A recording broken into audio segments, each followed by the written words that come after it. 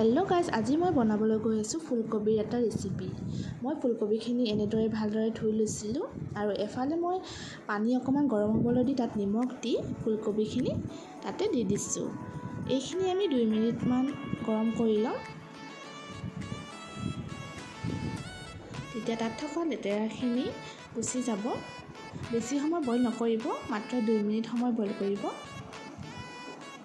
এফালে লৈ লৈছোঁ মই কৰ্ণফ্ল'ৰ আৰু অকণমান ৰঙা জলকীয়া গুড়ি, অকণমান জালুকৰ গুড়ি, নিমখ আৰু লগতে আদা নহৰু পেষ্ট। এইখিনি ভালদৰে আমি মিহলাই ল'ম আৰু অকণমান পানী দি কিনে এইটো এটা পেষ্ট বনাই ল'ম।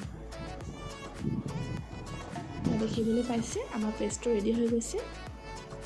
এতিয়া আমি ইয়াতে ফুলকবিখিনি মই আগতেই তৰাই ৰাখিছিলোঁ, এইখিনি মই এতিয়া ইয়াতে দি দিছোঁ। গোটেইখিনি মিহলাই ল'ম।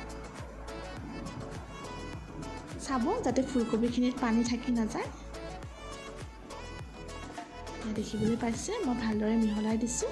এফালে মই ৰিফাইন তেল গৰম হ'বলৈ দিছিলোঁ। ইয়াতে আমি এতিয়া এপিচ এপিচকৈ ফ্ৰাই কৰি ল'ম।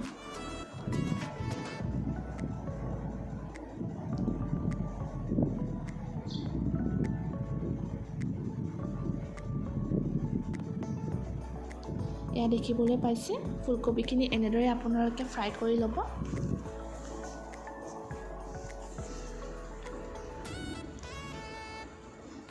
এয়া ফুলকবিখিনি ফ্ৰাই হৈ গৈছে, মই নমাই ৰাখিছোঁ। একেদৰে মই গোটেইখিনি ফুলকবি ফ্ৰাই কৰি ৰাখিছোঁ।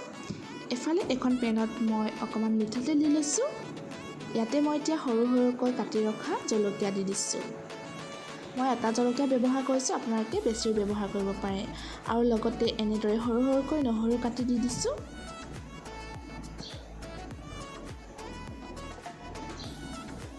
এইখিনি অকণমান ভালদৰে ভাজি ল'ম।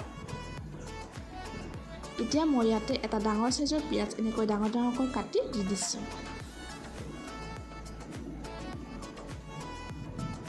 পিঁয়াজখিনিও ভালদৰে লৰাই দিম।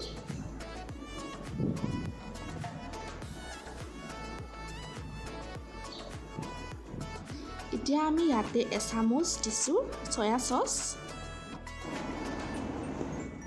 লগতে 3-4 চামুচমান দিছোঁ টমেটো কেচাপ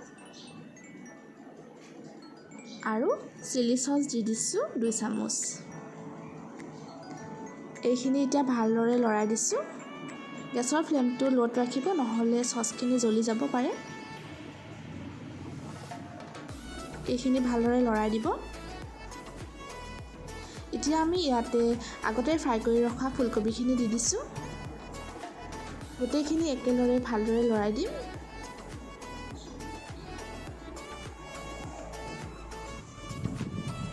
ইয়াতে মই অকণমান পানী ব্যৱহাৰ কৰিছোঁ, আপোনালোকে পানী ব্যৱহাৰ নকৰিবও পাৰে। মই অকণমান গ্ৰেভি টাইপৰ বনাম, সেইকাৰণে মই পানী ব্যৱহাৰ কৰিছোঁ। এতিয়া এইখিনি হাই ফ্লেমত 5 মিনিটৰ কাৰণে উতলিবলৈ দিম।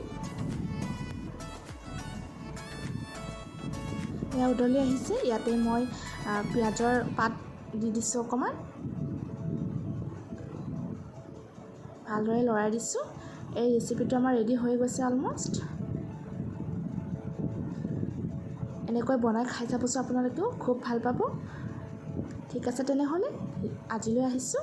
আপোনালোকে প্লিজ মোৰ চেনেলটো লাইক কৰি দিব, শ্বেয়াৰ কৰি দিব আৰু ছাবস্ক্ৰাইব কৰি দিব। কাষতে থকা বেল আইকনটো অল কৰি দিব। পুনৰ লগ পাম নতুন ভিডিঅ' লৈ। Thank U.